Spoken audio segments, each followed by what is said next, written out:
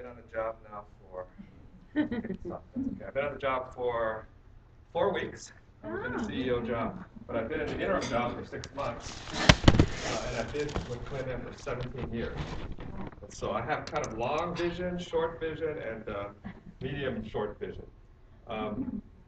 As we've been working with our strategic plan, and we're going to cover this today, but I like the size of the group, so we can kind of do some talking, and then you guys can ask me all the questions you want to ask. Marsha's in the back. You guys know all Marsha. Marsha's got all the answers, and she's guarding the door. You guys know Sean. Marsha doesn't know Sean. Sean knows the answers, but hopefully we all know the answers because at least for our strategic plan, we've been working on the plan now for, like Sean said, almost 2 years. And we really, we're like in our, just about our final draft. We're working on a draft that you can see. This draft got approved by our Board of Trustees, I want to say in July. So we're starting to just go out now. So it's a real good time because we went out to this group early. We're coming back again. And you guys will get a chance to see kind of where we landed. Hopefully you'll see a lot of your comments, a lot of your questions kind of built into this. So let's go through this. Questions along the way, you can ask them. We also going to have some stopping points. We can talk about some stopping points, give you guys a chance to discuss with each other. So if you don't want to tell me, then you can tell each other. And then you guys can tell me. It'll get around to the top. All right, so we talk about our strategic plan for the next 5 years. That's what we're going to work on. Excuse me, I have a cough. We are going to talk today first about where we are. Because we really can't talk about the future unless we talk about where we are today and how we got here. That's really important because hard to move forward without grounding yourself. Then we're going to talk about why we need to change. Talk about our new vision, how we're going to get there, and then lastly, what can each of us do as we work together on our plan? Because it really is a plan for all of us. And as we think about that, we'll have some discussion about that at the end as well. By the way, I was in my room up above, and I realized today it's the 7th game of the World Series too. It's kind of going on right now. So I know we're losing some people along the way. It was 0-0 when I left. I don't want to know, but I know it's going on. So, but this is much more exciting than that. So I'm glad you guys are all here. When we start our discussion, I want to make sure we start talking about our founder. Talk about Princess Pauahi before we get started, because that's really our foundation. Let's make sure we understand what she was about. Let's make sure we understand what our charge is. Then I want to take a brief look back. A lot of times we talk about a brief look back, and you're sitting here on a Wednesday afternoon, and you think 120 years sounds like a long. We're going to go real fast. We're going to go fast through it. One thing Sean and I joke about sometimes, we've done a couple of these. More than a couple, actually. We've done several of these. I tend to talk real fast. And so raise your hand if I'm going too fast. But you know what you're going to say when you get to the end? You're going to say, you know, he actually started kind of slowly. Because he started speeding up as he was going, as he got more excited about it. And so I do get more excited. And as we get to the end, you're going to see, wow, he's going really, really fast. Strategic Plan 2015. I want to make sure we talk about our last strategic plan. Yeah. Again, let's give a good foundation to where we are so we understand what we're trying to build for. And talk about some of the things we've done over the last 14 years. The first thing is we think about our princess. And you know, when I came to Kamehameha Schools in 1977, but not 1997. Is that right, Marsha? I came in 1997, 17 years ago. There was a debate in the organization. The debate in the organization was, are we a school for Native Hawaiians? Some of you remember this. Are we a Native Hawaiian school? That was kind of the buzz. Right? Which one are we? Are we a school for Native Hawaiians or a Native Hawaiian school? And there was as if you had to choose between one or the other, right? Which one are you? Can you define what it means? That was the question. We're going to talk about that today, what it means to be a Native Hawaiian school. But it was a little bit like, you teach in Native Hawaiian ways, are you learning in Native Hawaiian ways, or are you just a school, any school, and you just happen to have Native Hawaiians? And so when we got here, it was like, which one are we? And we're going to talk a little bit about that today. And when we get to the end, I think you're going to realize that we're both. We are both a school for Native Hawaiians and a Native Hawaiian school. As a matter of fact, we've always been both. We just need to recognize it. We need to recognize how to build on both things. But as we think about our princess, we know she started a school. But we have to believe our princess thought deeper and longer. We know she thought deeper and longer about this. What was really important as we read through and try to understand was Native Hawaiian well-being. Yes. And how does she make sure she was a good steward for Native Hawaiian well-being into perpetuity. That's the charge. It was through education for sure. But if we think about our charge as an organization, we think about our charge from Princess Pauahi as being a steward for Native Hawaiian education, Native Hawaiian well-being, we have to accept that charge. When we accept the charge, we're going to talk about that in our planning. Why is that important? And it's important because as we look forward into what our role is, being a good steward for Native Hawaiian education is critical. And being a change agent for Native Hawaiian education, not accepting where we are and willing to be a change agent, really making change in Native Hawaiian education, not just the school for sure, but can we do more? When we talk about what that more is, as we talk about the need for change. So as we do a brief look back, I know this is hard to see from back there, but there's a couple things I want to stop and talk about as we do this. The first thing to talk about is, we know we started our school in 1887. We started with a school for boys, 37 students. We added a school for girls, 35 students in 1894. Built our school, expanded our school, moved to our present location. I want to stop in 1961. What happened in 1961? We went co-ed. 1961, this is interesting. We recognized the need to expand our services. What we did in 1961, and you know what's interesting is, I spent the last 17 years in our legal group, so I like legal things. Because a lot of times people are like, what's 1961? Wow, there was a legal thing going on in 1961. 1961, we as an organization recognized we need to do more as an organization than just what's in our classrooms. We said, can we expand our services? Can we have extension programs, outreach programs? We know about our KEEP programs. Can we do more in our communities than just what's on our campus? Because the will seems to say just the school. Can we do more? So we went to the probate court in 1961 and we said, we believe our charge as an organization to do more. The intent of our princess was to do more, and the court agreed with us and granted an order in 1961 saying, we agree with you, you should be doing more. We go through history. We know from there we expanded our programs, expanded to post-high scholarships in 1976. We continue to grow our programs until we get to about the late 1990s. So if we get to the late 1990s, what's happening in our organization? This is when I started. Unfortunately, this is when I started. We get to the late 1990s, and we know we go through the broken trust years, right? Yes. Here's what was happening in the late 1990s. And you guys know it, the story better than I do, maybe. We started to pull back from our communities. We started to close extension programs. The 1961 order was not on our mind as much as it was about pulling ourselves inwards. What happened was two things. We started to lose trust with our communities. Our communities no longer trusted because we're pulling back and doing different things. And we lost trust internally. We started fighting among ourselves. We went through the broken trust years, which leads up to 2000. And if you know that history, what happened was we went through a period where we had a threat of a loss of our tax-exempt status. That's right. We had court orders ordering us to change the way we do business. We actually had our CEO governance system start right there. We had our trustees removed. We had new trustees put in. And it's interesting, we get to 2000, one of the things that was happening, and I know because I was in our legal group at the time, was we actually had a court order. This is interesting. We had a court order in 2000 that said, Kamehameha Schools, you have to have a strategic plan. They ordered us to do a strategic plan in 2000. Imagine that. Imagine today a court saying, we don't think you know what you're doing. You need to have a strategic plan. As a matter of fact, we're going to put under court order you to do one. That's the level of dysfunction we were at. So think about that, and think about the court order. The court order said two things.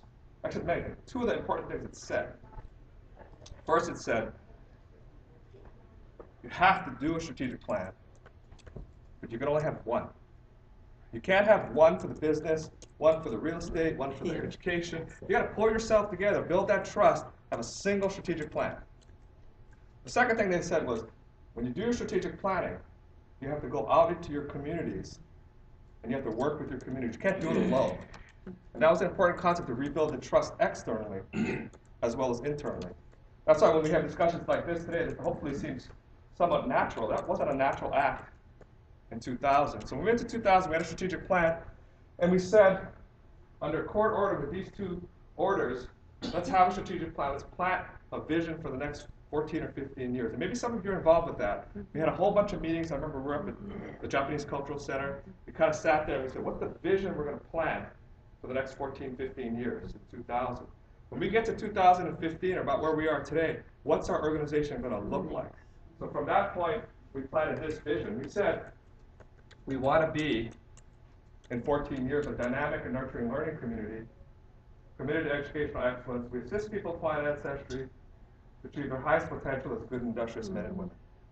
This was the vision we set in 2000. So over the last 14 years, this has been where we're trying to go. We want to have a dynamic and nurturing learning community. We set forth, and I'm not going to go through all these, we set through 7 goals from those sessions, saying if we go through these 7 goals, we think we'll become the dynamic and nurturing learning community we seek to be. If you look at the goals, we want to serve more people of Hawaiian ancestry, working with our families and communities, cultivating, nurturing, perpetuating, and practicing keawa'i, developing leaders, optimizing and growing the size of our endowment, taking better care of our lands, and developing as a dynamic and nurturing learning community. Those are the 7 goals we set out in 2000. We said in 15 years we're going to work on these things, and we have. So how have we done? So over the last 14 years, we've gone from 1 campus to now 3 campuses on 3 islands, and we now have 30 preschools in our system. We've expanded so that our outreach programs, which were closed up, we now reach, last year we reached more than 48,000 learners and families across the state. We expanded the spending from $130 million to $320 million. We've added working exit outcomes to our campuses and programs, built a Hawaiian Cultural Center, adopted a Lahui vision, developed leadership programs. We have $15 million every year that go to post-high scholarships. We have a First Nations Futures program. We have a program in 9th grade for our entering freshmen. We've expanded lands under stewardship, under active stewardship under our land portfolio from 3,000 to 136,000 acres. Here's a picture of our core forests we've been working on from 2008 to 2012 as we try to rebuild and replenish our core forests. The size of our endowment has grown from $6 billion to, I think last week we were up to about $11 billion. Increasing food production. I know nobody wants to see the wind farms, but they have great impact on resources. So we have wind farms we have on our North Shore, and we've developed readiness and capacity to learn. So we've been working on these things over the last 14 years. And one of the things Sean and I talk about sometimes is if we do these, what's helpful for us is to engage a little bit and ask questions. So we're going to stop a little bit and have a turn and talk with Sean. So tag to me, what we wanted to do, and this is something we do with our staff as well, which is to invite them to reflect on the question about, as we set out that vision in the context of that history that Jack just walked you through, have we achieved our vision? And what are some examples of the progress? And so if it's okay with you, we would love to hear your thoughts on this question. And what we'll do, just to shake it up a little, is we'll ask you to maybe turn and talk to somebody near you about the question, and then we'll, for 2 minutes, and then we'll take comments as a larger group. Does that sound right? Mm-hmm. Okay, ready, set, go. Yes, you actually have to be active. You have your preschool.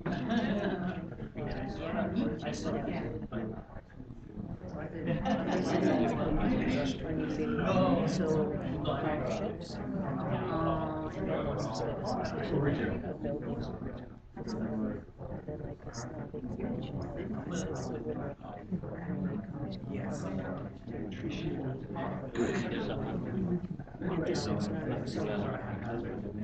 really? Here and there, and now you're taking it.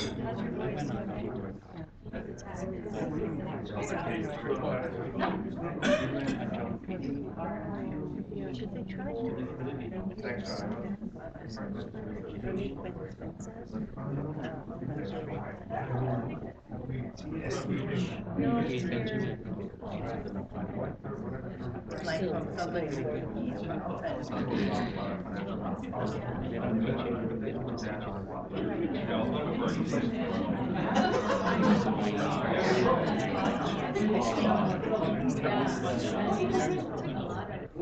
We have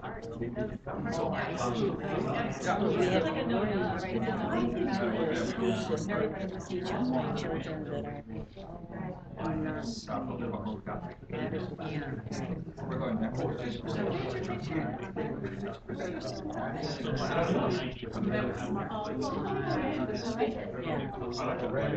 there's the habit That's a good point.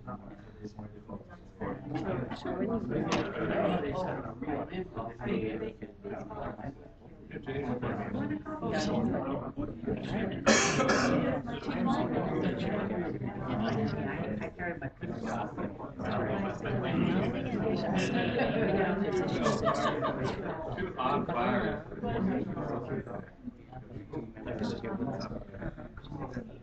It's like 1 minute.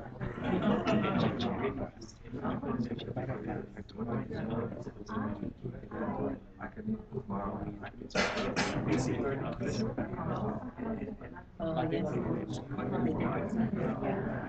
marathon. So never be Like, that was really nice comment. Okay. Thank you. Thank you for indulging us and thinking about this question. And I'm sure you have a lot of perspective as community members and being part of the journey that we've been on alongside us. What came up? What thoughts did you have? You. That's what people always want to do. Oh, I want to hear what they say. No, the question I had was there's $11 billion at this point, and 320 million the total assets of Kamehameha Schools, or was it the allocation for revenue. The 320 was with the spend. So I told you, Yeah, we spent 320 last year. the IRS said, Kamehameha School, you will allocate 6%. Is that right or wrong? We actually have we have a range of spending between 2 to 6%. It can be as low as 2, as high as 6. So the average should be 4. How come not more? Trust spending, this is complex form. It's actually closer to 400, but some of it we put into buildings, and so you kind of allocate that down a little bit. You kind of spread it out a little bit. But IRS is not put money in building, put them in teaching. Well, we still got to build buildings for classrooms. Well, we're going to talk more about that financial model. That's good though. Because that's a really good question. No, I mean, totally. We're talking about that. But you're going right. forward, yeah. 4%. I know that, that's a fact. So what was your question? What was your thought? Yeah. You know, when industrious was used, the idea was to produce electricians, carpenters, plumbers. I don't like the word, I fought that. I don't like the word industrious. Yeah. Well, it really means you can be a chemist and be an industrious It student. had a Yeah. certain But certain I'm day old and school, time. and I just. Oh, you gotta transform, brother. Excuse me, I'm expressing my opinion that I the know, word but industrious generates. This is the will of the princess. This is the will. Yeah, those are Okay, actually. now that's your opinion. Please let me Yes, finish my that. opinion. I apologize. Yeah. No, I think, we debate this all the time. The world says the industrious men and women. And we know from history, because I've been reading a lot of history, that the original intent was really to be more mechanical. That's why there's mechanical agriculture was also in the will. But we also kind of move into the modern world. What does that mean? What would our principles look at today? What would make good industrious? So good industrious is funny. It could be a set of values, like being industrious, like working hard. Or it could be a certain type of program, like an industrial type program. And so it's interesting. I don't know that I know the answer. I just know that there's both parts in the will. There's an industrial part and there's an industrious part. You have to look at when she wrote her will and when she grew up. It was the Industrial Revolution, the 18th, 19th century. So today, the new technologies are the 21st century skill sets, and they're information technology, communication. But it still is, to me, this is still what I call the pipe. The water is still the pipeline, even though the pipe itself keeps transforming. That's a good way to put it too. What else came up in your discussions? Thank you for sharing. Anything else? Any other? Yeah, please. Kuni Agar, class of 95, with Buzzy Agar, class of 42. We actually thought it was kind of a trick question, and really interestingly placed. Because I would hope that the answer is that this kind of thing is ever changing, and if it would be very short-sighted for any of us to say that we've actually achieved it. Everyone in the room knows that the population we serve is the most underserved population in our home state, or whatever it is that we're going to call it. And I think when you look at the entirety of it, the most important thing to me was the fact that this plan was a lot shorter. When you ho'opokola and you make it where it's only 5 and not 15, it's a lot easier to focus on things that matter, and a lot of the items that may have fallen through the cracks or maybe weren't reported, and we only rah-rah the big stuff, it holds everyone accountable. And my hope is specific to what we're talking about today. A lot of this is sort of a rehash of things that your predecessor and us as alumni, everybody's kind of been through.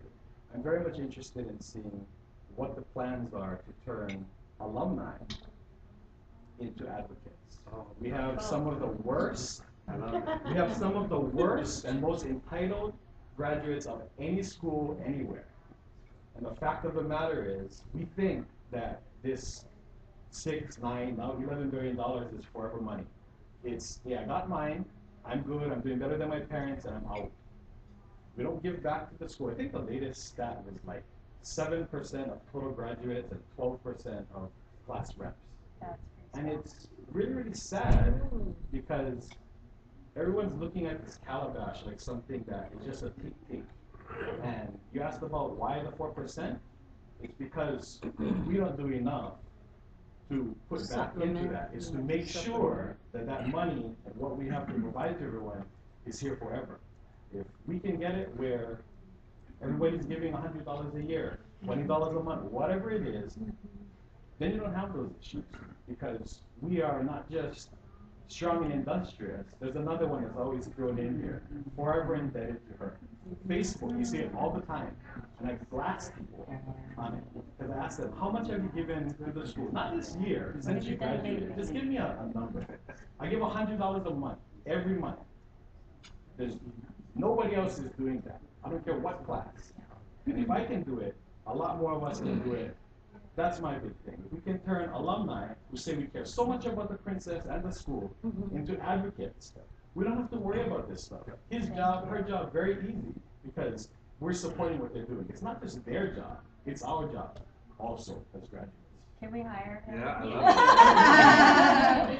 I get rebuttal, but I apologize. How many alumni are there, just out of curiosity's sake, in the room? All right. Oh, wow, okay. Thank you for coming Okay. today. Thank you for caring. Just the fact that you're here is awesome. Do you have any No, thoughts on that? you guys, I think that's great. We're going to talk a little more about that.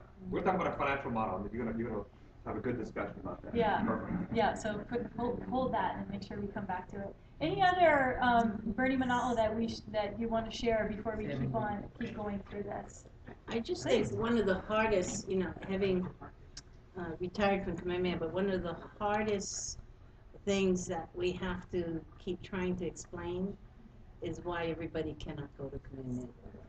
And so, and we were of that extend the reach, but now I think it's leveraging the reaches to extend even further. Yeah. So a lot of your comments are kind of, there's still work to be done, right? And there's different ways to do it now that we're getting smarter and we learn from our experiences. Okay, one last comment, if you have it. Well, I live on a continent, and if the statistics are right, the last census said about 47% of Native Hawaiians live outside of the state. And I think one of the biggest questions I have, I belong to the Intermountain Region, the Alumni Association. One of the biggest questions is, why don't we have more cultural things on the continent? And we run a camp every year, and one year Kamehameha sent people up, which accelerated our program, but then they quit, and we went backwards. So I like to see a little more, not so much money, but there's a lot of people up there with in-kind donations for time and whatever. Yeah. I like to see more of that with support. Yeah, and we share that desire. And now there's so many more ways that you can do that through technology and digital methods and videos and YouTube. And so That's a really good comment too. Okay, well, shall we keep moving on? All right. What do you think, Jack? Did you see your I love the, I think it's a good question. I didn't get that one before, but that's a good, good. Which question? The culture. Asking if this was a trick question. It's a little bit of a trick question. When you look at the question, kind of hard to know if you really got there. But it's kind of an undefined place. So we're going to talk about visioning a little bit when we go through it.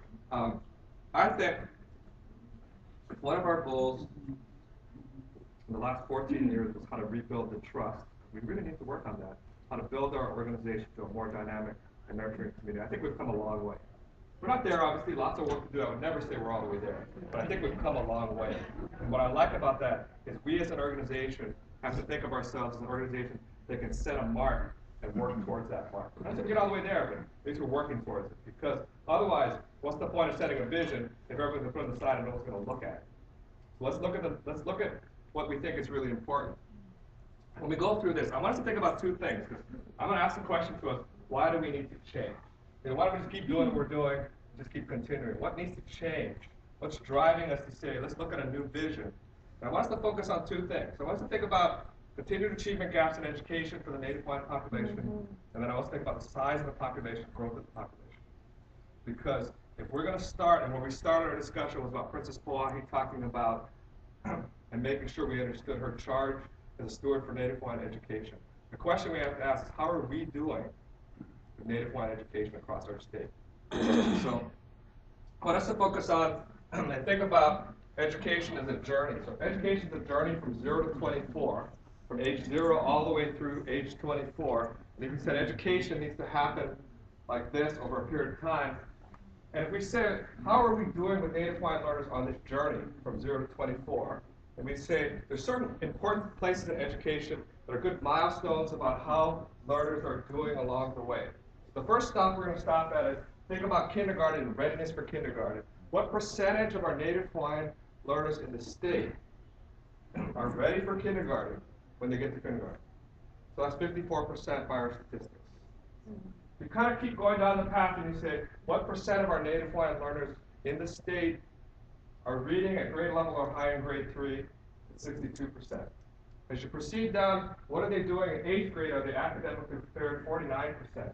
Are they graduating from high school on time and prepared for the next step? 25%. And as we get down to the end, we're going to talk about completing post-secondary education or training. And so whether that's a 2-year college, a 4-year college, a training program, an apprenticeship program, any form of post-secondary after high school program, what percentage of our Native Hawaiian learners within 6 years of graduating from high school complete a program like that? It's 14%. Think about the 14% in the context of our job market as a starter. 65% of all our jobs in our state require some form of post-secondary education training. 65% of the jobs require the training. Only 14% of our Native Hawaiian learners get the training from age 0 to 24. I'm not going to jump in your gun, but is there an overlay for the state compared with our state? If you look across, I got you ready for you. If you look, He paid you to say that question. I'm ready. So if you look at the non-Native Hawaiian population, 52, 73, 63, 41, 29. That's the non-Native Hawaiian population, not including Native Hawaiians age 0 to 24. Okay, I want us to think about this because if we think about Native Hawaiian education, we're going to talk about education as that journey from 0 to 24. It's got depth of time because you have to keep educating along the way. I want us to think about these key milestones. Kindergarten, 3rd grade, 8th grade, graduating from high school on time, graduating from a college or post-secondary education training. Think about the numbers, the declining numbers of 49, 25, and 14. And now I want us to think about, there's only 2 slides like this. I want us to think about the size of the Native Hawaiian population. So ages 0 to 24 in the state, there's 152,000 Native Hawaiian children ages 0 to 24. So think about that journey. There's 152,000 kids on that journey right now. If you look at our campuses in preschool, we currently have on our campuses in preschool, I just like to see 7,000 learners. 4,000 learners are in Native Hawaiian focused charter schools, and there's 7,000 in other private schools, independent schools, parochial schools. And so if you look at this chart, one thing that should jump out at you is There's a lot of Native Hawaiian children on the journey. And our ability at Kamehameha to reach them with direct campuses and preschools, though we have $11 billion, though we have 3 campuses and 30 preschools, we still only hit 7,000 learners on an annual basis. So if you think about that journey, the 0 to 24 journey, you think about the population size, you have to look at this and say, if our charge is Native Hawaiian education, if our charge is the stewardship and well-being of our learners, we only hit 7,000 learners a year. Think about the size of that, because when we talk about strategies, our strategies have to include, and I heard some of the buzz in the room before we started with, some of it is going to be we can't do it alone. You'd like to think we could do it alone. Because I talked about $11 billion. So we tried to do this. We did a study, not really a study, we did a calculation. We said, if we tried to hit every learner on our campuses and preschools at the same cost per learner we currently take, so assume we want to turn, it's not a bad strategy, we want to turn everybody blue, right? Everybody be a student. How much would it cost us on an annual basis to do that? It would cost us $2.2 billion a year to educate every child at the same level on our campuses. In 5 years, we'd run out of money. We'd be broke. So unless we can do the 0 to 24 journey on an accelerated 5-year schedule, we can't do it alone. Which means there are learners we're not hitting, there's learners who are not achieving, and if we went back to the number, only 14% are completing this journey through post-secondary education or training. So only 14% of these are actually completing successfully. Education is our mission. How are we doing? We know we have to have strategies, we have to have an approach that goes beyond our campuses and preschool. That's hard because we like to think we have so much money we can do it all. It's a huge lesson for us. Here's what's even more important, is that if we have a 25-year plan, in 25 years there'll be 247,000 Native Hawaiians in our state, ages 0 to 24. And so unless our endowment can grow, and the population is growing faster than the size of our endowment is growing, we need to find strategies that reach beyond our campuses and preschools. Because I've heard comments, and sometimes we talk about this, we say, let's build another campus. Let's add more classroom space. Let's do more preschools.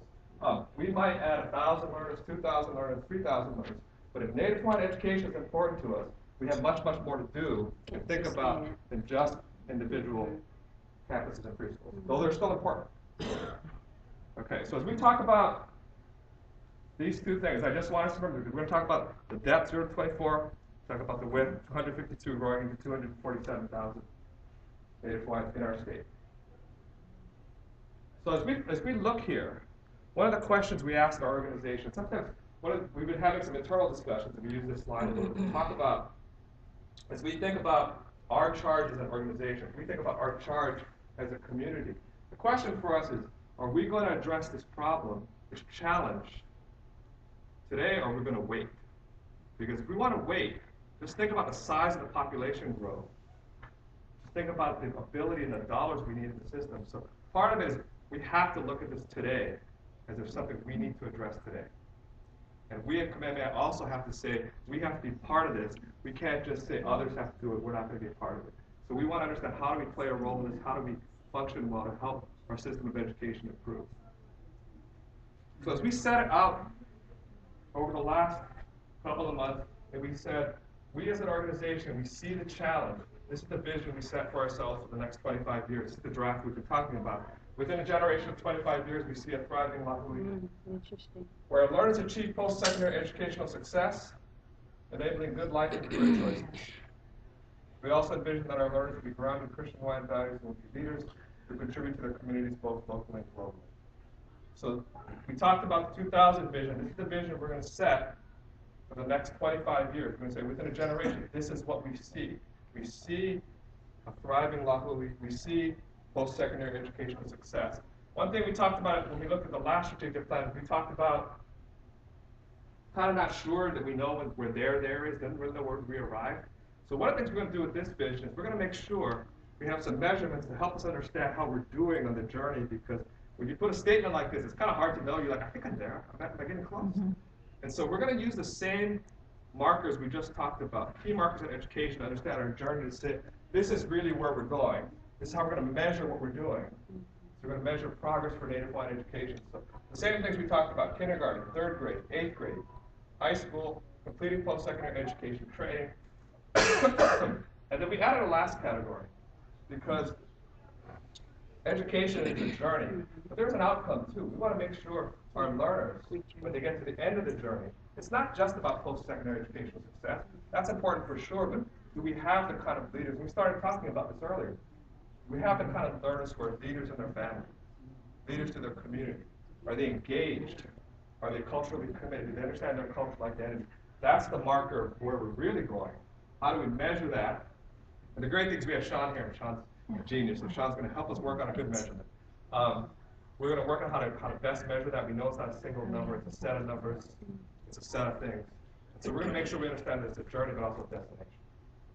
So when you think about our vision over the next 25 years, you're going to hear us talk about our vision and our educational pathway milestones, which are ways to measure. But I want to make sure we don't leave the room confused, because sometimes we do this and people say, is your vision a set of numbers? Or are you trying to just play to the numbers? And what really I want to make sure it's clear is our vision is a thriving Waikoloa. Our vision is Native Hawaiian well-being through education. The metrics, the numbers are ways to measure that. So I want to be real clear about that, because it's not just about, you can have all the numbers, but not have the thriving community we want to have. And so we know there's more to it than just numbers. But it is important to measure it and not be afraid to hold ourselves accountable to a set of numbers. And so what we're going to do over the next 5, 10, 15, 25 years is we're going to set markers, and we're going to say, here's where we want to be in 5 years, in 10 years, in 15 years, in 20 years, in 25 years. We hold ourselves accountable to a set of markers to say, that's what's important to us. Let's not be afraid to measure it and hold ourselves accountable for progress on our chart. Then when we get to the end, I'd love to be able to say, we want 100% at every number. I mean, we know it's aspirational. We know it's difficult to shoot for 100. But how can we not shoot in a vision for 100? How can we not say we want every one of our learners to be achieving success on the milestone, though we know it's a difficult measure? I just wanted to make a comment, because I'm not sure how involved everyone else was, but I think this is one of the biggest and most important things that's going on. And I sort of alluded to it previously, but without the mark and measure, it is whatever you guys tell us it is. It's transparent from the beginning to say, this is what it is, this is our commitment to it, and this is how we're going to do it. Then you don't have any of the issues of the shortfall from the last strategic plan. So this slide is very, very important for everyone, whether you're a Kamehameha grad, whether you're Native Hawaiian, whether you're interested in education in general. I mean, you get to talking about ways to get everyone else involved. I had a conversation with someone about Mark Benioff. You know, and Mark Benioff is a billionaire that owns Salesforce.com. He has absolutely no interest in giving money to Kamehameha Schools, but he's very interested in supporting Native Hawaiian learners.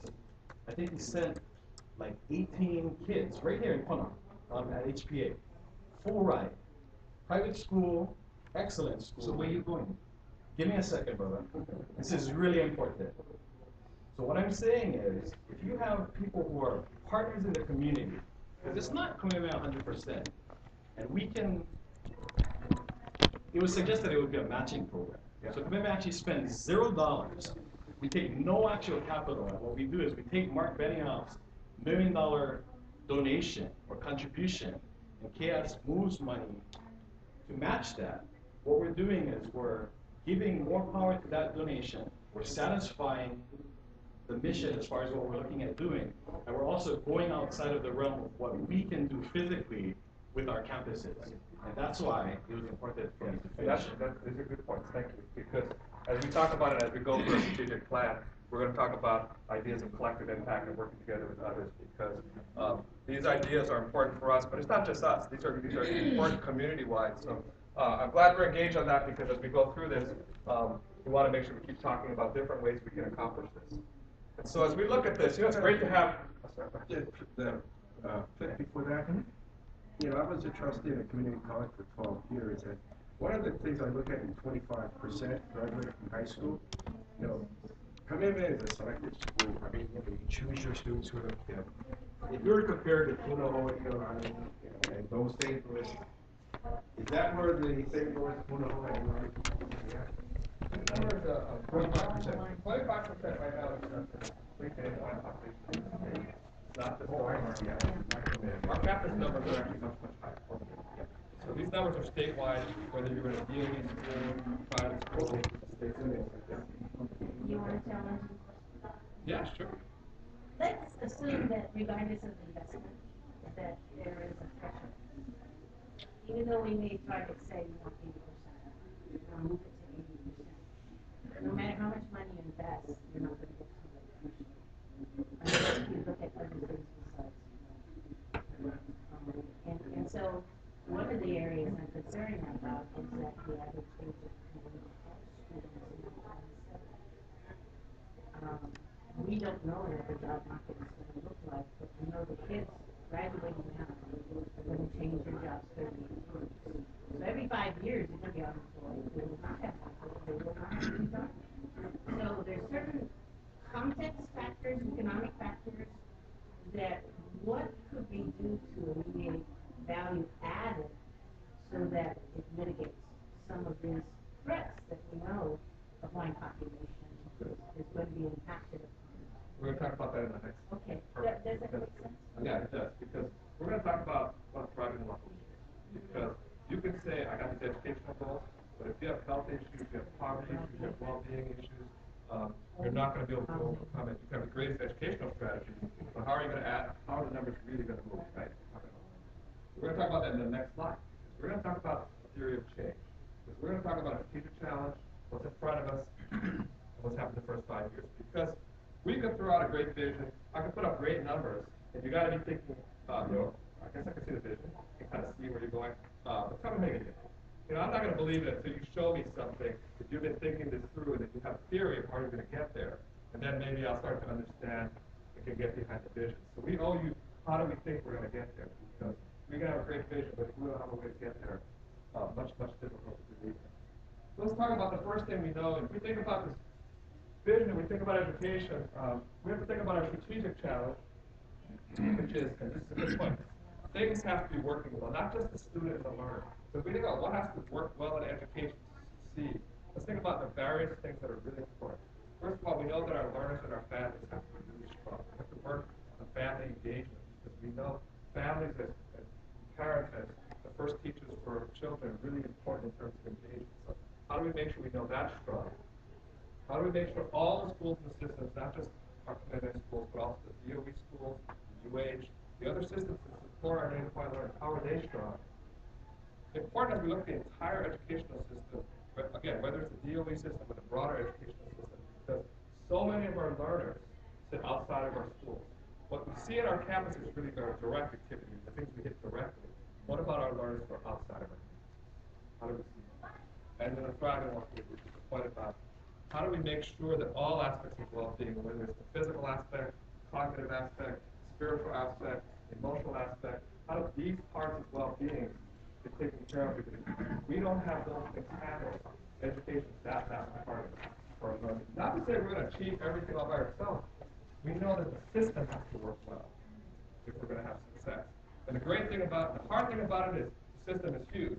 The great thing about it is the system is huge and we're not the only ones in the system. So part of it, how do we work well with others? We all want the same thing. We think about thriving community.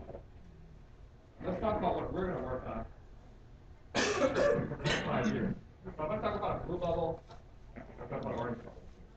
So the two main things we're going to work on, if we have a theory of change, if we have a theory of saying, if we do certain activities, we believe we can drive change into a community.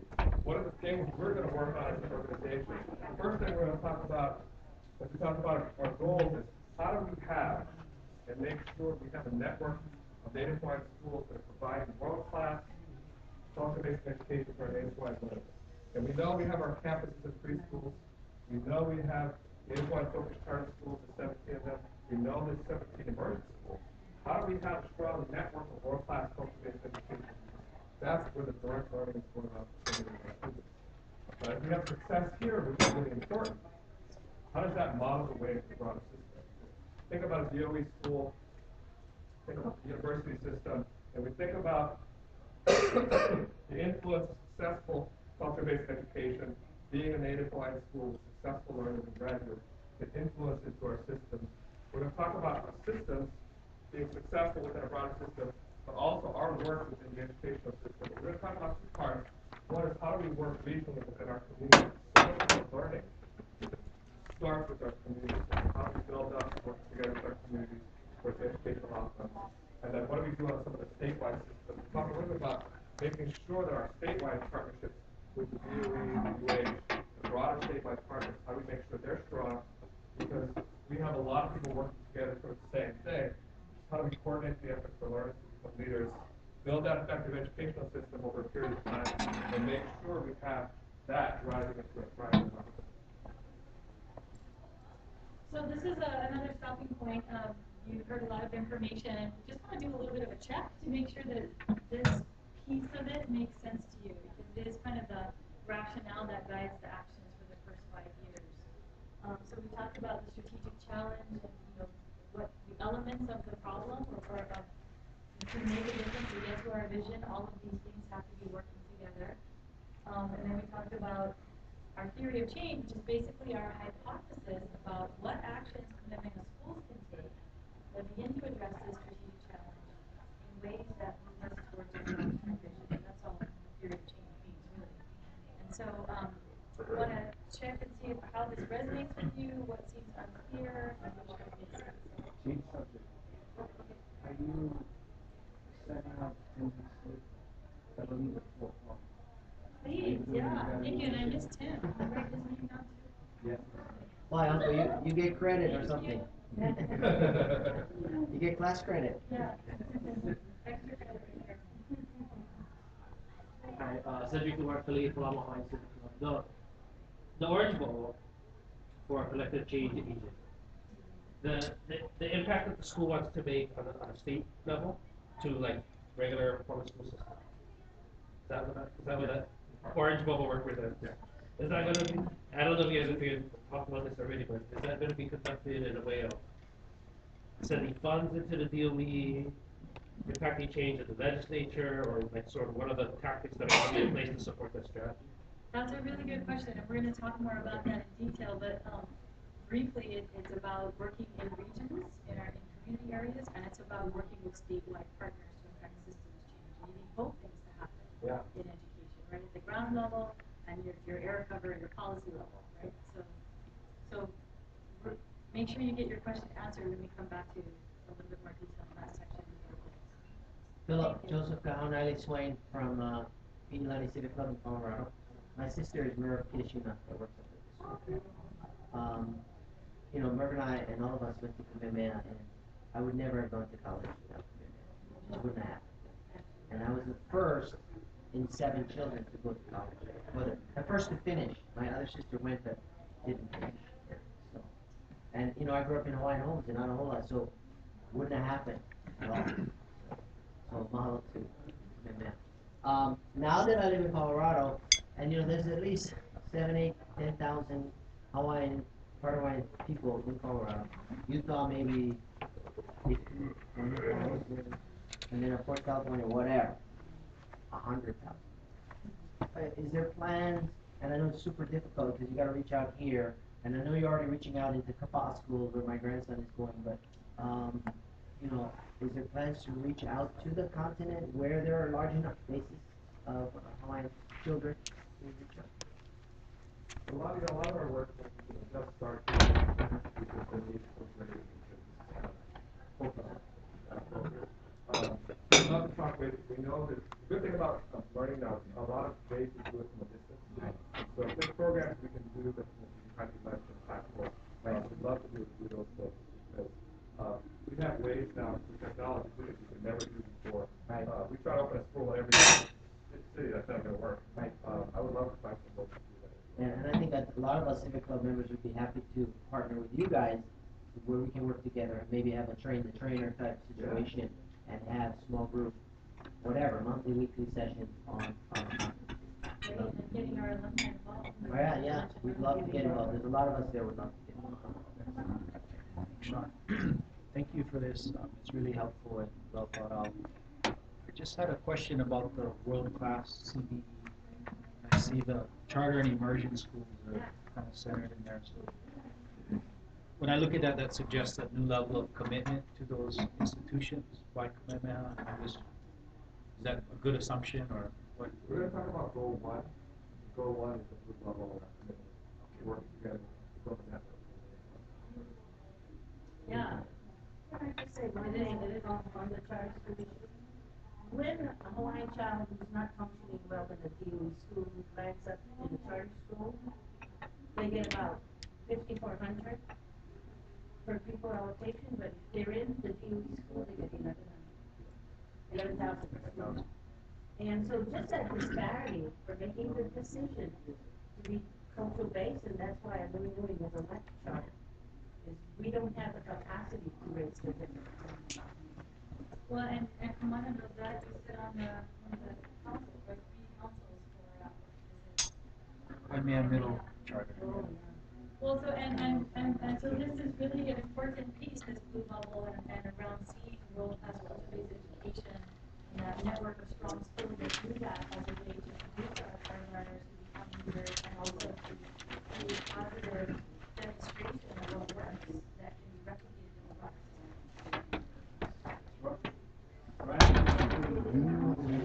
the broader better than industrial. Charter schools are like Kamehameha schools fills two purposes. One is to get the land under Neo productive. Number two is to get the Lahui up, bring them up.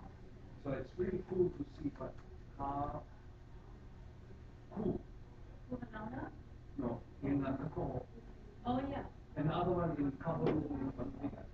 So I'm Paprika. Okay, you got it. It's really yes. And then point is really to see right these areas that are disadvantaged. Being given an opportunity, we kill two birds with one stone. We got the human resources, we got the land resources coming up. So to me, this was not discussed prior to the first 15 years. This is coming up now, and that is true. It's a huge shift, yeah. Thank you Cool. for pointing that out. Huge shift. And we have the right. Any other questions before we move forward? This kind of makes sense to you? Thumbs up? All right. So, John, I'm going to speed up a little. Okay. No one's interested in the game. Strategic plan, we have a 25-year vision. Not hard to have a 25-year plan. We have a 5-year plan with 5-year segments. Let's talk about the first 5 years. First 5 years, 2015 to 2020, starts July 1, 2015. We set out 5 different goals. If you have 20, it's too many, so we only have 5. Work on our 5 goals in the next 5 years. Network of nationwide schools, that's the blue bubble. We'll talk a little bit more about that. Goal 2 is the orange bubble. Goal 3 is our Native Hawaiian identity. Goal 4, becoming a high-performing Native Hawaiian organization. And goal 5 is our financial model. We'll talk about goal 5 at the end. So if we look at goal 1, we actually have a longer set of goals. Our goal statement is we want to deliver world-class culture-based education for a network of Native Hawaiian schools, inclusive of our Kamehameha schools, Native Hawaiian charter schools, and immersion schools. And so when we think about this goal, we say, what is it going to take to have a network of world-class culture-based education? When we started the discussion about being a Native Hawaiian school, what do we have to have a network of Native Hawaiian schools that are performing at the highest level? Imagine that. Imagine the work we have to do the next 5 years. There's 3 parts to this goal that we're going to focus on. This for our organization, probably many other parts. One is, how do we build good networks together with our partners? How do we work on having strong alliances? How do we make sure we have shared goals and outcomes? How do we work together with our charters and immersions to create that network? So the network work is part of it. The Second part is we on our campuses, we in our preschools, how do we make sure our learners on our campuses and preschools are getting the best education we can give in our cultivation schools? How do we do the world-class cultivation education on our 3 campuses, 30 preschools? And then we talk about our charters and orders. It's not about, I think we're smart enough not to say, geez, these are your goals, these are your targets. I think how do we help, how do we work together with you so that we can help you reach your targets, your goals, so that we can have functioning network, strong control in schools. And I think that's really how we create that way work together with the community to do this. That's goal 1. Goal 2, contribute to the community's collective efforts to improve our educational systems for Native Hawaiian learners to achieve the educational pathway milestones. If you think about this goal, this is the orange bubble, this is the system work we want to do. We look at it in 2 parts. We look at it first because we know so much of education starts in our communities. How do we look at our state and organize our work on a regional basis? How do we work within regions? The strategies of success are unique sometimes to communities in our approach. So what we've done is we look across the state and we say, how do we divide our work? It's not define communities, but how do we define our work? And so we tried to say, how do we break up our work by communities? And we looked at it a couple different ways. One way we looked at it was, well, we have a historic way to look at it. We can look at it by aqua, we can look at it by geography, we can look at it by economics, but really what we decided was because so much of our work is with the DOE, is that we have to divide our work along school district lines. We have to divide our work the way the DOE divides their lines, because how do we work with principals, how do we work with schools and school districts if we don't organize our work in statistical data and our work with the DOE? So you're going to see a lot of our discussion about regional work, community work, really within education needs, because that's really where we need to be. The second one I think Sean mentioned is on a statewide basis, what do we do with some of our strongest statewide partners, whether it's the UH, or the DOE, or other colleges and universities. How do we work together with our statewide partners to create strong outcomes across on a statewide basis and on a regional basis? So we're going to work and talk a lot about collective impact. A few slides from now, we'll talk about our work on a statewide basis. Goal 3. Cultivate a strong Native Hawaiian identity to instill confidence and resilience in our learners, to inform decision-making actions within our organization, to improve the well-being of our members. So we look at goal 3. It's funny because we're building this plan and we're talking to our trustees and we're saying, okay, we kind of got goal 1, we kind of got goal 2. One of our trustees said, I think I get it. It's kind of like building a sports car. You're putting together pieces. You kind of got the engine, you got the chassis, you're doing stuff. Without goal 3, it's like getting put in the steering wheel. Because you're not telling us where we want to go, where the organization needs to go, where our learners are going. This is directly where we're going. But for our Native Hawaiian identity, we might try to be and think like any other school, any place else in the world, any other educational system. So this is what gives us our identity. And when we think about Native Hawaiian identity, we want to make sure we understand that there's strong Native Hawaiian cultural principles, not only in our organization, but in all of our educational programming. How do we develop land stewardship and sustainability with an identity sense in mind? How do we make sure that we see Native Hawaiian identity both in our organization and in education working together well?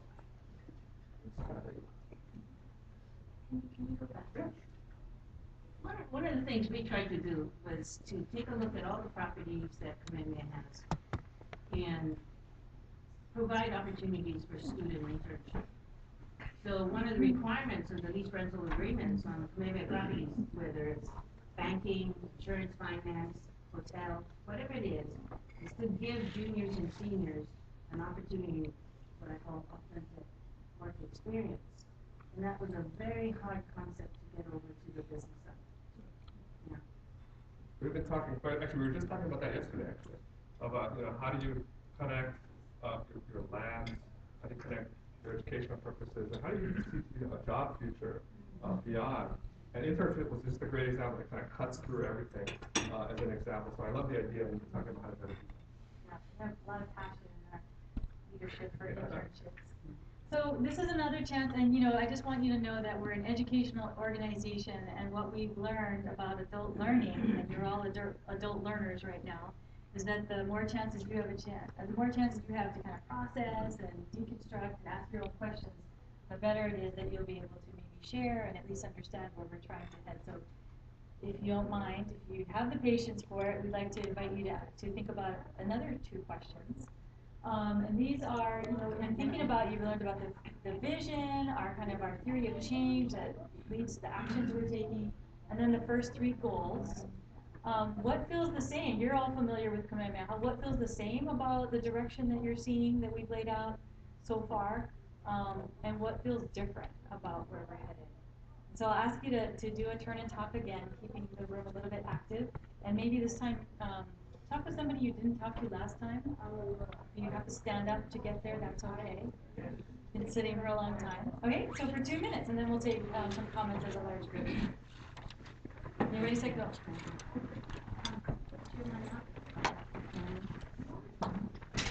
Hey, good. Don't leave. I like the feisty.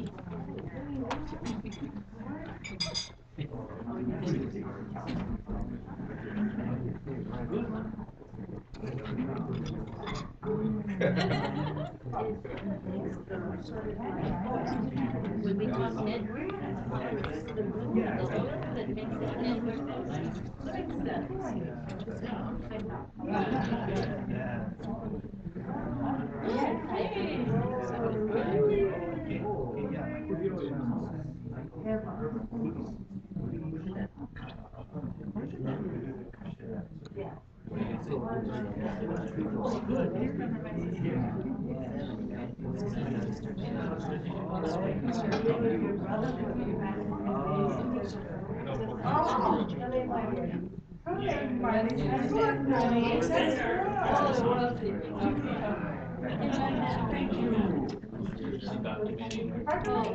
Did you want To be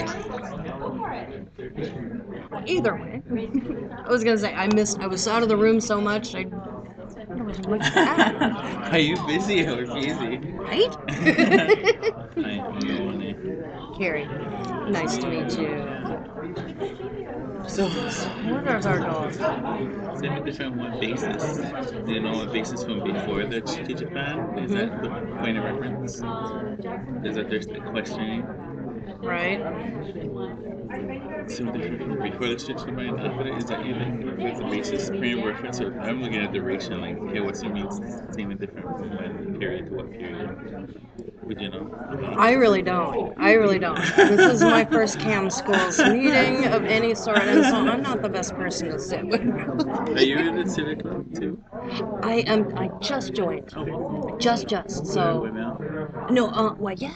Actually. Wow. Tammy and Paka and those folks invited me to come up today for the Pono economics. Okay, presentation. Right? Yeah, which I missed that word to the because they have to shift our clubs and spread out. There's so much going on at once. It was a good I one, recorded it. Oh, good. So tonight, probably, review it? or tomorrow for sure, it'll be up on YouTube. So you can just if you just search Pono economics, you should be able to find it. Yeah. I'm Carrie Marks, and I'm with Occupy Hilo, or Occupy Hawaii. That's our YouTube channel. And so we cover a lot of government kind meetings, but protests and that kind of stuff too. You live But in Manhattan? I live in Hilo. I live Kamehameha City. Oh, cool. I just came from there. Oh yeah? Yeah, I'm actually from Hilo, but they've been talking about yeah. Nice to meet you. Above what street? Like below above Chong Street? Way above. Oh, cool. Way The above. places that The left. yeah. As you're heading back this way, it's the first. Malu, Noi, what street? I'm on Pukanala, which is up Pakalekia. Okay. So Kamehameha City, Yeah. right? There's those 2 turn-ins. If you come in the top one, it's the second road over and down. But I love it down there. Yeah, nice. It's nice. It's cool. Yeah. I can see so far. I can see lava flow. Yeah. I can see it coming all the way down. The coolest part to me is that I figured out I can see Waikoloa Puno Forest, and I didn't even know that until there was lava in Thank you it. again for indulging us. I know we've lost a few people. I know there's some competing events still. But we'll make do, right? We will. We will make do, okay. The best Oh, yeah. The best. So, we have, We were gonna share some content, sorry. Hi. Yeah, join us. Got some new people coming in. But, you know, we have in our midst an extraordinary people. Wonderful. And I asked him about his monopoly. Yeah. And his comment was, next door is all about politics. Oh. And so what is the role of politics in the networking function? Yeah. Leadership, strategy. That's a really good. That is a good question. You know, there's politics everywhere. Really? Even in the dining table. Yeah, politics everywhere. You know, our job, or my job too, is really to bust through the politics and get through education. I like to think we can do that. I like to really work for that challenge. We know it's there. And a good example, I know we were talking about the charters, and a good example is if they're indeed getting, what is it, like $5,400 a student, we're putting another $1,500 a student. One of the questions is, why is that happening? And what can we do to change that? Legislation, As a really. community. And that takes some politics. So that's the We point. shouldn't be afraid of that, because And that's the result we need. It's like separate and unequal. Yeah. So It's also the point of having a network, because then there's a greater force that's speaking with a unified voice. there is this hunger among charter schools to have its own CMO, charter management organization, because if the system is not supportive of cultural-based learning, and we know we have higher percentage of graduates in charter schools are extraordinary, then maybe we need to define that new network. Yeah, that's really nice. What else came up? Thank you for that. Mike Cuddy. Well, I just shared with him. My name's Calvin Molina, and I'm with the Hawaiian Civic Club of Waikoloa. It's my first year at the convention, but I'm not a graduate of Kamehameha Schools, and so my feeling is, there's so many Hawaiians out there that don't have the opportunity to attend the schools, and so, I feel like I missed out, but I am grateful for what I got, but I just see so many Hawaiians that didn't have that opportunity because I'm one of them. But I like what I see and how you're integrating other sources to expand. Yeah. And because you can't do it alone. And if you were to help everybody, you're going to run out of money, I understand. But there's still so many people out there that feel the same way that I do. But I like the fact that you have things online. Like the AHO, so things like that I appreciate, not being an alumni.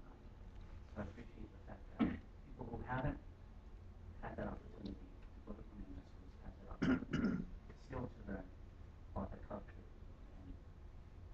and expand on that. So, Wonderful. Thank you for sharing that. I also have two nieces that did graduate from Kamehameha Schools, and my feeling is that they didn't really appreciate what they had until after they graduated. Yeah, and that happens too. Yeah. I know Because in my when you're a family, teenager, you're kind of stupid, yeah. I know in my family, 2 of us got in and 2 of us didn't, and so that was a little bit heartrending. But the joy about this plan is that it sees all students as part of the mission and vision. So I think, and it's a really different approach. So it's no longer KS and non-KS. Right. It's Kakapo. Other thoughts? Hold him back. I heard you guys talking about that. I think we like the goals, Native Hawaiian identity in particular, like that metaphor of steering sort of a vessel forward, that's a core thing. Seems a little more collaborative than the old plan, or at least attempts to be. It's not that the old plan was bad. Yeah. We'll have to see how this one works. Right. But I like the way the goals are set up differently. I think most interested in how do we achieve these new goals and what Yeah. the organization look like to do that. Right. Whether it's reaching on the continent. I was going to add that I went to school at Kamehameha at 75, 71 through 75, and starting in 8th grade, 7th grade. And back then, we were we're laughing because you could go through Kamehameha in my case, all 6 years, and never take a Hawaiian studies class. It wasn't really required. And so it is really nice to see the Hawaiian identity. And it's more than just a Hawaiian identity, it's a positive Hawaiian identity. Because there's guys in my generation, well, when we play music or whatever, they get on stage and they tell jokes about how stupid Hawaiians are. And they're Hawaiian. And I look at my friend and I go, why do you do that? You know, to us, maybe it seems, to him it seems funny. To me, it's actually offensive now. Because of the change of identity over those years of studying who we are and what we are. So there's and I think Kamehameha is doing that, helping us achieve the positive identity of our culture and not just the stereotypical identities of the past.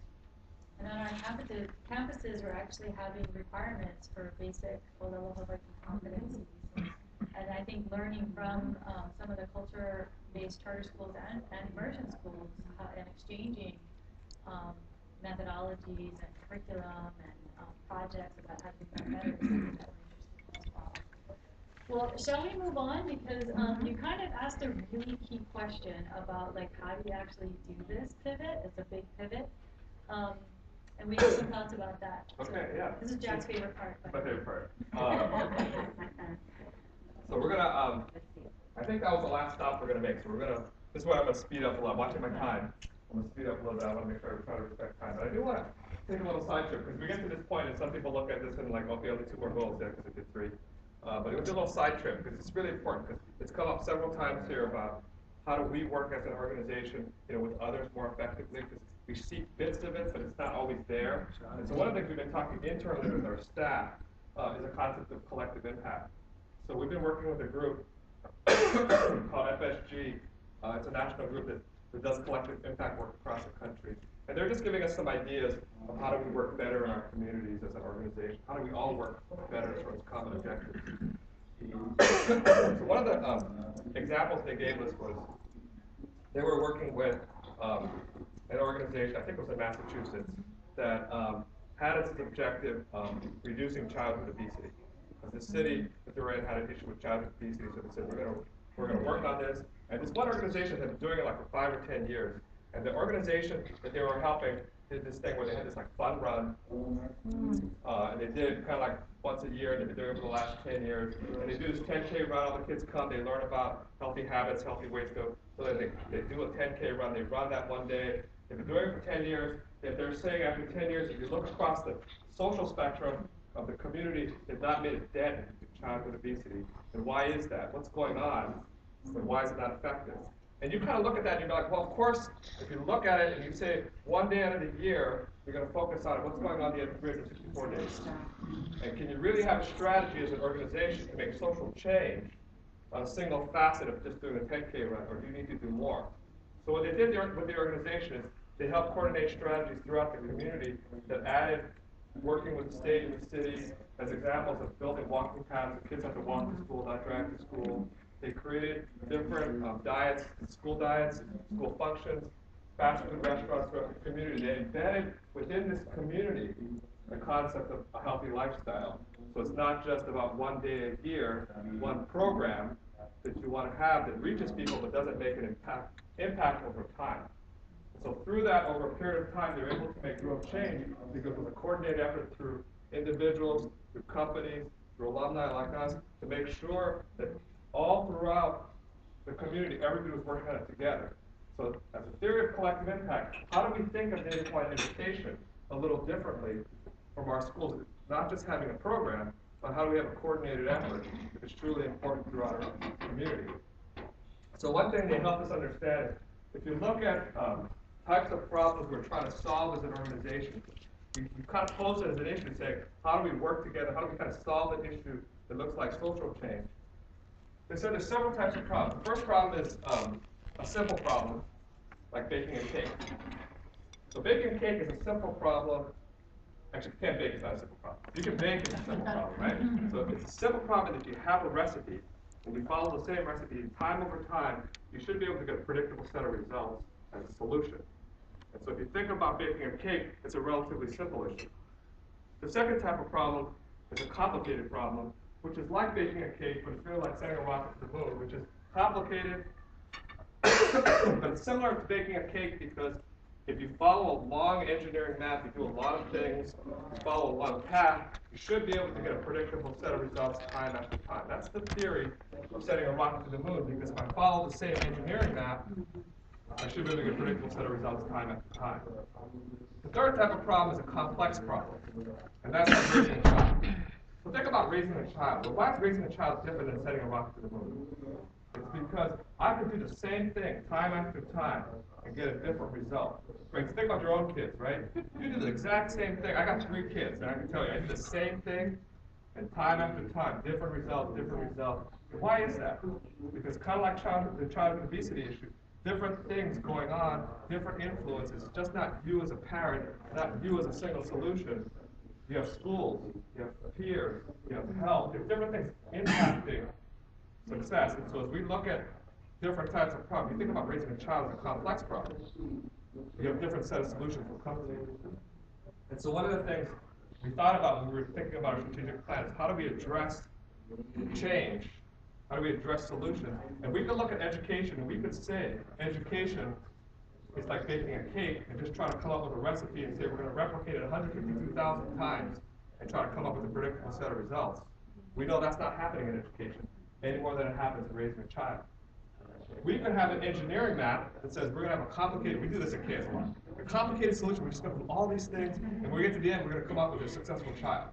We know it doesn't work like that either.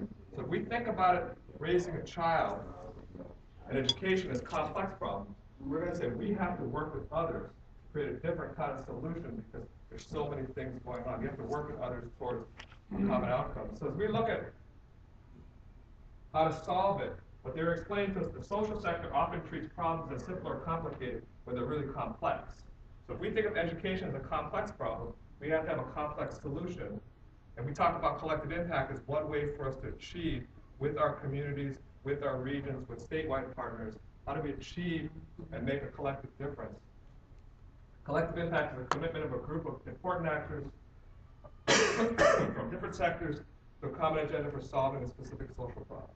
So think about the childhood obesity and the city. They're trying to address that by saying we have multiple actors, multiple things going on. We have walking paths, we have fun runs, we have diets, we have changes in school behavior. Many different actors are working towards a common outcome. How do we, as an organization, how do we as a community build different pieces together towards common solutions to Native Hawaiian education? So as we look at the model, they tried to say, if you want to do good collective impact work, we want to work together as a community. What kind of elements do you need to have successful collective impact work? I'm trying to talk louder than that. No, okay. So, am I talking loud enough or just? No, you're fine. Okay. So you need 5 conditions for collective impact work. We've actually done this where I had no microphone now, just screaming for you have to have a common agenda. So one of the things we do, and we work a lot of times in partnerships, when we've been talking to our staff, we try to work in partnerships, but we have to be able to define that common agenda. So if we're going to say our common agenda is we want to solve Native Hawaiian education, post-secondary educational success in this area, that might be a common agenda as we work with others. Shared measurement, so we're going to work with others. Often what we do is we have a common agenda, but we don't measure success the same way. How do we measure success in education? That's why we're throwing out, this is how we want to measure education. There's other ways to do it, but if we work with others, how do we measure success? If we don't measure success the same way, it's hard to know whether we reached it. Mutually reinforcing activities, how do we make sure our activities are not the same? You don't need 365 fun runs a year, right? What you need is coordinated activities that reinforce each other. So we need somebody doing education, somebody doing health, somebody doing well-being, somebody doing poverty. We need different actors working together towards a common outcome of Native Hawaiian. Continuous communication. One of the things we talk about in our organization, you guys see this all the time, is you have to have continuous communication. This is what we do a lot. We go into partnerships, we go into collaborative actions, and this is how it always works.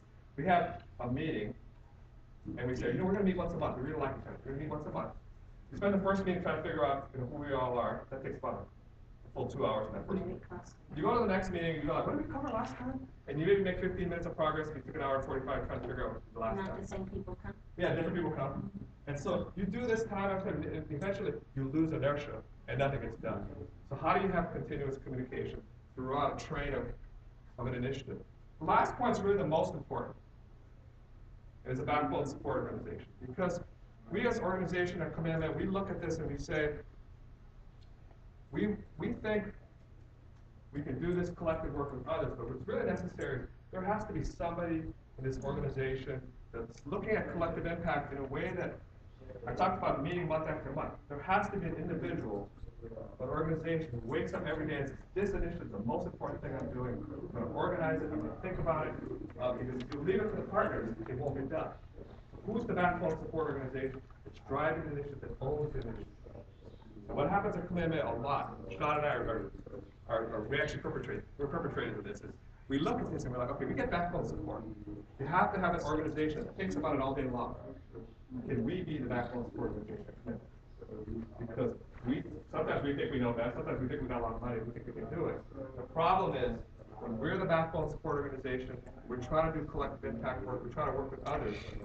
People are going to not believe that these are shared measurements, they're going to think they're KS measurements. They're not going to think these are KS, these are shared outcomes. They're not going to think that these are common communications. They're going to think these are just a KS way of doing things, KS driving its own agenda to the community. So part of how we work together is how do we follow, not this necessarily, but collective impact work like this.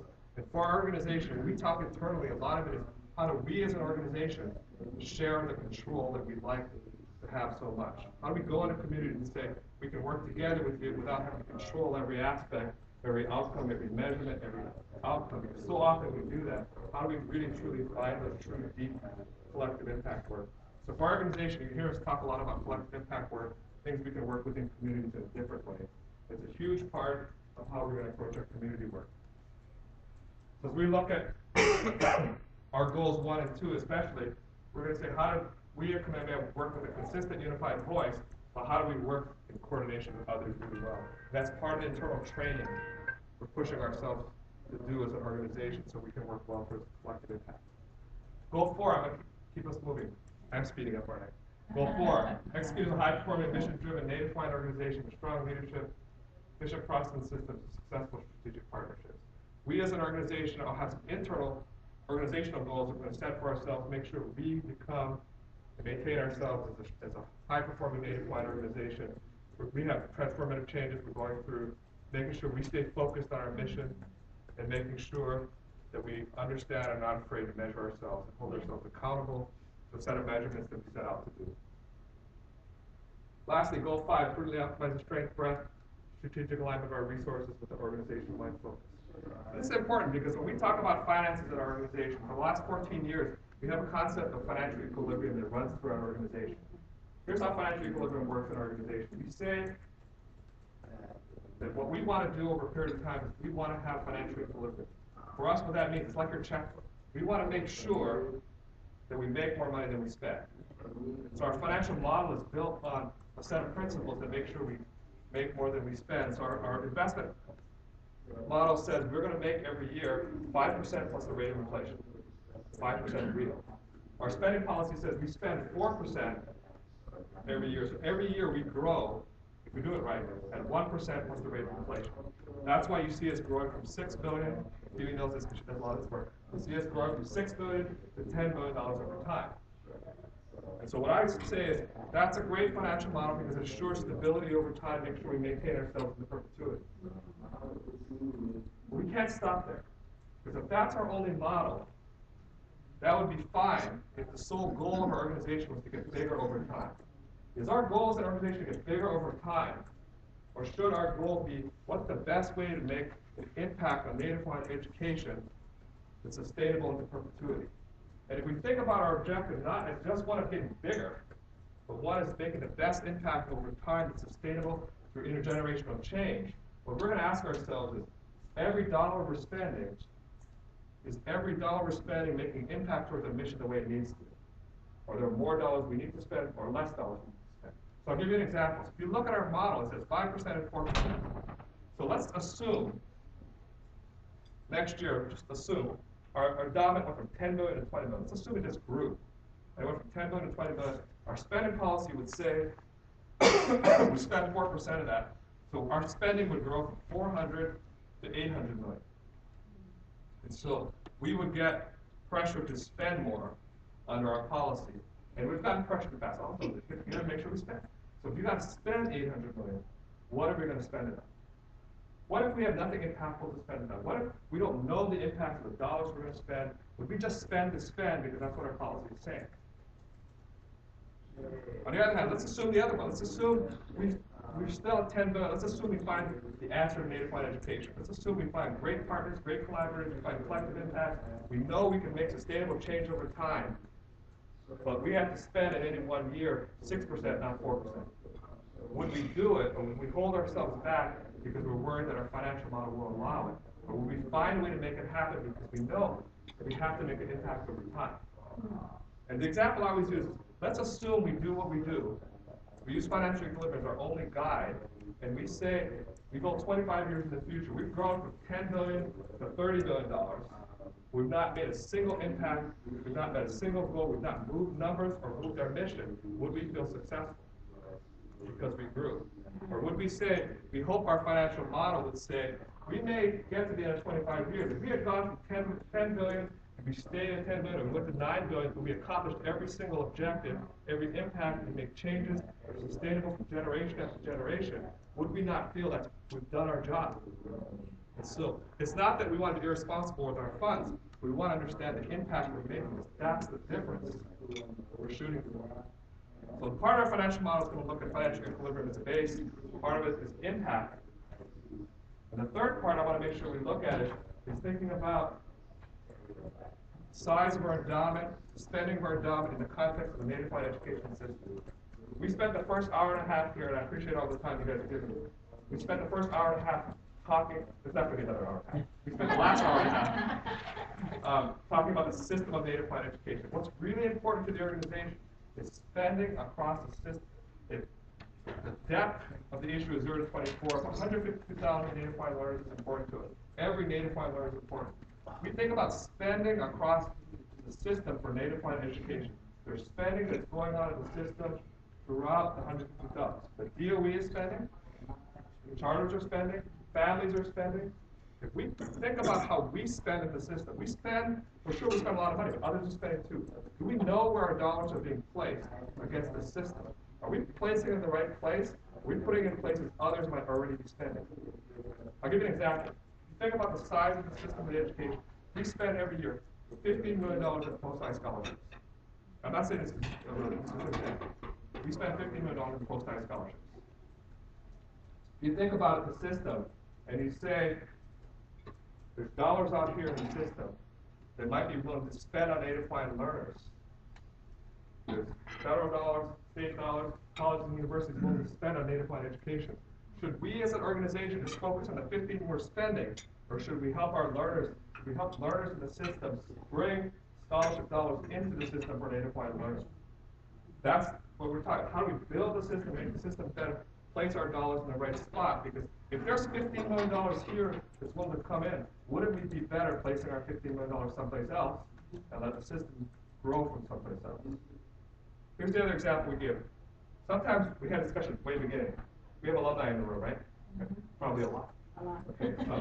You hear from us sometimes, right? Sometimes we call you and we say, what do we say? We say, geez, that'd be nice if you give $100 to us. We got a lot to do. And what's the response we always get? You're the richest school in the world. Why should I do that? What's in it for me? Will my kids get in? All of that. Okay, so you get, sometimes we get, I don't have $100, I get that. Other times it's, you guys, didn't you just tell me you had $11 billion? You don't even know what to do with $100. You're going to lose by $100, right? And so you think about $100, and somebody can, a lot of times people say, we can't give you this, we got too much. We know better than that as organizations. We should be able to say, every dollar we're spending is making an impact. We don't waste dollars. Every dollar makes an impact. But sometimes that still doesn't work because people just don't get it, right? They'll say, no, I don't want to see it. You think I $11 million. So what's our response ought to be, what's important to our organization is not growing the size of our endowment. That's important for sure, but that's not the only thing that's important. What's important is the system of Native Hawaiian education. 152,000 learners in our state, ages 0 to 20, but that's important to us. So you know what? If you don't want to give $100 to Kamehameha Schools, we understand. But you know what? There's a charter school that's sitting here that could use your $100. There's a learner looking for a scholarship that could use $100, could use $1,000. If we think about our work in terms of growing our endowment, and we think only about ourselves and getting ourselves bigger, we're not thinking what I'm saying our charge needs to be, which is we have to think about the broader system of education and where the dollars coming from the system. So as we think about our financial model, we're going to look at financial equilibrium as our base for sure. We have a responsibility to maintain it to perpetuity. We're also going to look at the impact of our dollars, though, because that's really important about how we spend our money. And we're making the impact over time. And importantly, we're going to understand the system of spending, the system of revenues within the larger system, because our contribution isn't just here in our space, but our contribution is helping understand the broader system, making our system bigger for all of our learners. So as we look at our financial model, you're going to see those three elements built into how we're approaching our finances. So as we talk about how we can all get involved, a lot of times we want to make sure we understand kind of our foundation. So as we talk today, I just want to make sure about review, right? We started our discussion talking about Princess Kauai, making sure we understood not only are we school for Native Hawaiians, but we're also Native Hawaiian school. We also talked to make sure we understood that her stewardship responsibility and our stewardship charge is making sure we're stewarding Native Hawaiian education over time, making sure we're being the change agent we need to be over time. So we talked about that. We talked about the history of our schools. We went through 130 years of history. We stopped in 1961. We said the importance of 1961 was understanding the need to do more outside of our campus expansion program. We talked all the way through 2000. We talked about our strategic plan in 2000, the work we've done from 2000 to 2014, changes that we've made. Then we talked about the need for change, need to see things differently in our organization, the 0 to 24 proposition of education, the milestones along the way, the 152,000 learners, growing to 247,000 learners in the next 25 years. How do we see that as our challenge? And then we laid out a vision for the next 25 years. We laid out our theory of change, saying can we have what was in the blue bubble, remember the orange bubble? We talked about the network of Native Hawaiian schools, system of Native Hawaiian education. We then went through our 5 goals. The next 5 years, we're going to do 5 things. We're going to focus on building world-class culture-based education through a network of Native Hawaiian schools. We're going to work through an effective educational system of collective impact. Talk about collective impact. Talk about our Native Hawaiian identity, making sure we stay strong in that. We talked about our becoming a high-performing Native Hawaiian organization. Lastly, about our financial model, making sure we focus on the 3 things of equilibrium, impact, and a system of spending. So as we think about all that we covered, and I apologize for the extra time, we have to think about, for each of us and all of us, is how do we all get together? How do we work on shared agendas, shared outcomes, work together in our community, whether it's alumni groups, civic clubs, community groups. How do we all work together? Because we all have to be agents of change if we're going to make this work. We all have to seek the kind of transformational changes across the organizations that we want to see, and we want to make sure that we think about not just our own agenda, but common agendas as we work together throughout our communities. Let's go up towards the end. So that's an overview of our strategic plan. Do you have questions? We're here for questions. I'm here as long as Yeah, you guys, but I know you guys have time. I know it's 10 minutes to 5, so please. I guess just to start, I thought the recap, not looking at any slides or anything, was outstanding. I mean, you know it inside and out, and you've definitely taken the bull by the horns. The responsibility that you as the new CEO have, so kudos to you on that, hats off. I guess the biggest thing for me that I see, big picture, is the term lahui is being used, and it's really expanding it. So it's not KS kids and KS alumni, or did you get it or did you not? You have this is all of us. We're in it, and yeah, we might be the 800-pound gorilla, but we still need, as many bananas as we can get. If you guys are in the same trees with us, we can make this thing work. With that being said, I think the big challenge that we've always had, because it's changed. I mean, I graduated in '95, and so it was, if you got in, and if you didn't, hey, whatever. And now that's changed with the 3 campuses. But how do we make sure that the impact of a KS dollar, internal, has the same value of a dollar that's spent outside? That's always going to be, I think, an issue. We also have, I really like the use of system. Okay, when we looked at it, when my dad and probably my grandpa went to school, Kamehameha wasn't a system. Kamehameha was a process. It's like, herding cattle, in and out, do whatever you got to do and you're done. When we talk about process, especially if you're looking at a 25-year plan, you're talking about a system which feeds back into itself. And the real missing component when it comes to this stuff is we're taking a responsibility as a school, as an institution, to do things that no other schools or no other organizations anywhere feel the responsibility to do. And the one component that could be added to it that I think would make a huge difference, you guys know, right, is that network. Okay, so we're talking about the network of schools, but if we can get it where the network of graduates become interested in providing the opportunity, you can have all the education you want in the world. You can be super smart, but if you don't have a way to turn that into money-making job and have that opportunity of, hey, by the way, I grad Puno, 100 companies, top 100, they're all there, and it's not a guarantee of a job, but you can be sure that if Puno grads are there and you're from Puno, you have that opportunity. So that portion of it, although it's not a KS-specific thing, I'm really interested in seeing what can be done. So we have business owners and we have people who are above middle management who can provide those opportunities for graduates, get them into college, and make sure that they have an opportunity to become prosperous and strong and industrious and all the rest of it. Because if we don't do that, then it's not a system, it's a process. I didn't introduce myself, Dr. Molina, right, class of 60. UCLA. UCLA, and alumni and retired. Three things. The strategic part of this plan is how you build a bridge in the systems.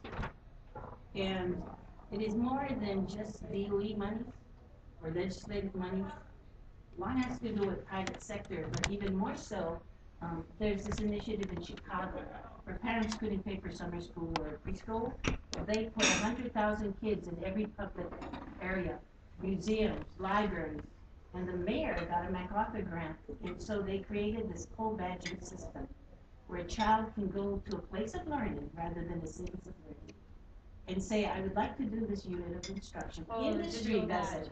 Yeah, industry does it and gives the credit. The child negotiates back with their school and says to the teacher, I would like some recognition for my work. So the student-driven learning can be culture-based or whatever it is. That's one thing.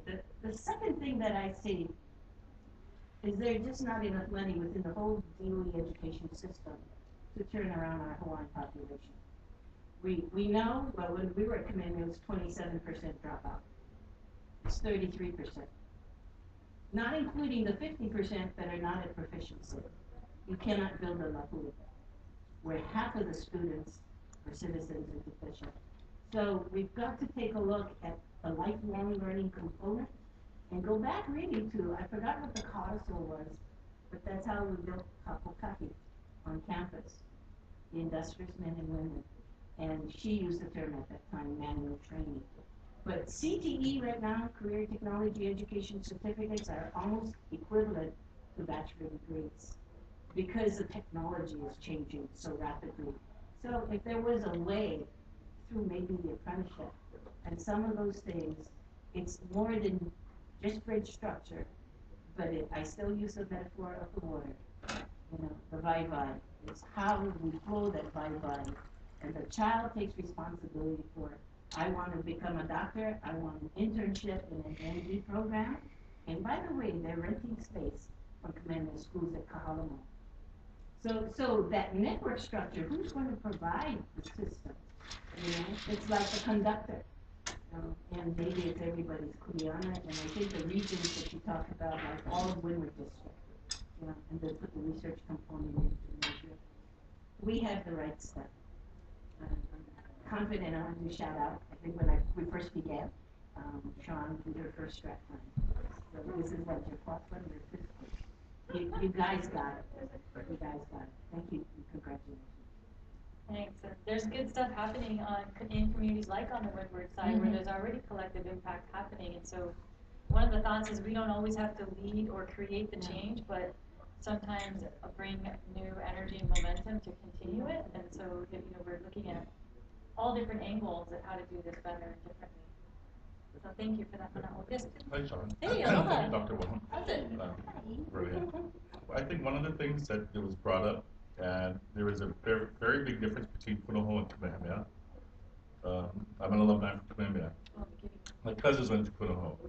But in Kamehameha's, I don't know if you call it a process, but because of the estate supporting it, the alumni tends to be lax.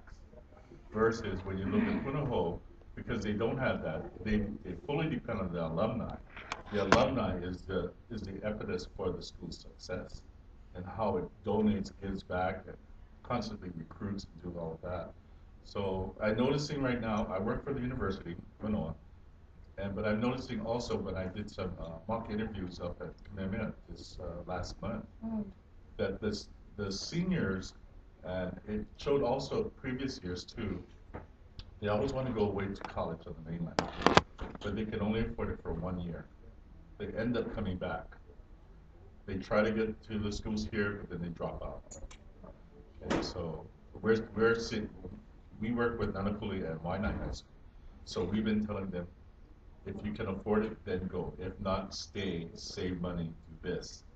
So they've done it, but we're seeing them slowly, they're graduating now, so that's really good. But the culture shock that they go through on the mainland, they appreciate home more.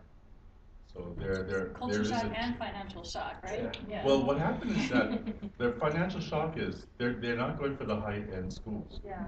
They're going for the schools that we tell them, if they offer you a scholarship, athletic, take it.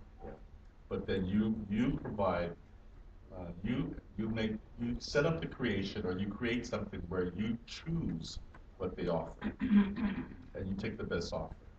And so that's what they've been doing.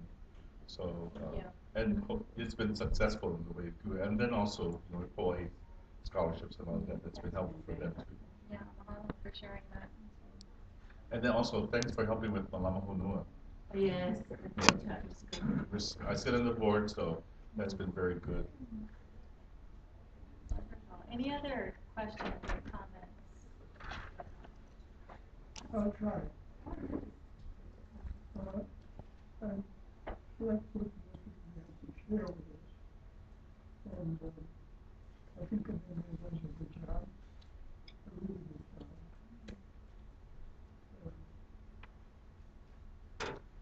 After all of the student years helped with a lot of scholarships, but I think there's something else that Kamehameha can offer. And that is, we can be proud of Hawaiian people. Our leadership of Hawaii and all of our leaders, all of them left in the state like Kamehameha lived there, and Hilo, and today the benefits from those estates are still ongoing. And in some cases, the benefits like the Queen's Hospital is for everybody. So I think that what we have to act is the benevolent people. Hawaiian people are benevolent. These leaders did this. And Hawaii too. But there was something they thought about that motivated them to do this kind of thing. I don't think we find that anyplace else, unless there is, I'd like to hear about it. But that's one place you can come in veterans estates. They have all the benefit of the people of Hawaii, everybody. So, as a refugee, it benefits a lot more people. Because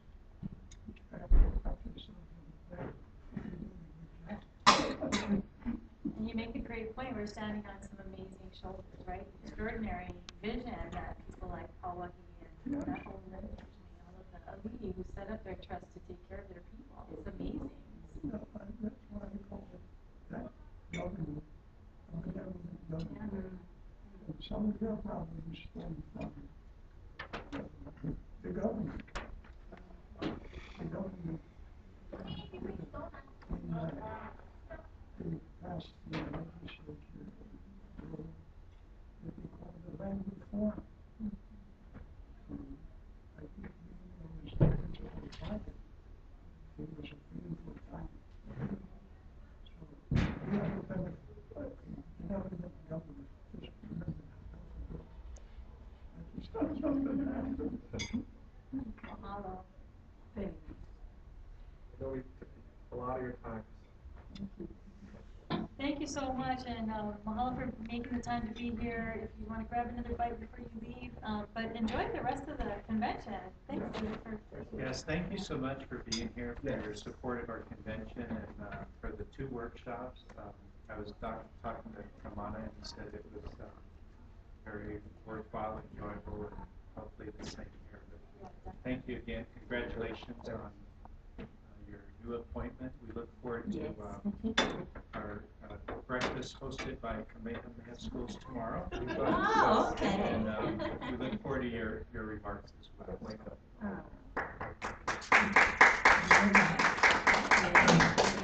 And please do help yourself to some more food. There's lots more back there. Take it, just leave it in your room. Yeah, for the video.